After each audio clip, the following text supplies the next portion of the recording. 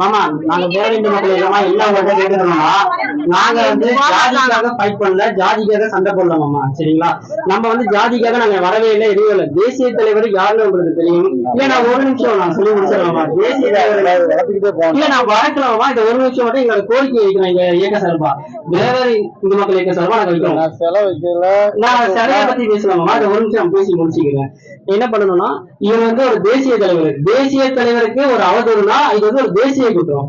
அதனால நாங்க என்ன சொல்றோம்னா இந்த தேசிய சட்டத்தை வந்து நீங்க வலுப்படுத்தி எங்களுக்கு வந்து அவங்களோட குடியுரிமையை நீக்கணும், இல்லைன்னா அவங்களோட ரேஷன் கார்டை ரத்து பண்ணணும். அந்த மாதிரி பண்ணா அடுத்து அவங்களுக்கு பயம் இருக்கும். இது நாங்க ஜாதி பிரச்சனையே பண்ணுங்க. இந்த ஒரு உத்தரவு சட்டமன்றத்துல முதல்ல நீங்க எங்களுக்காக கேட்கணும், எங்களுக்காக வாழணும். உண்மையான குற்றவாளி யாருன்னு கண்டுபிடிச்சு போலீஸ் நடவடிக்கை எடுக்கும். அதுக்கு நான் என்ன செய்யணுமோ செஞ்சுட்டேன்.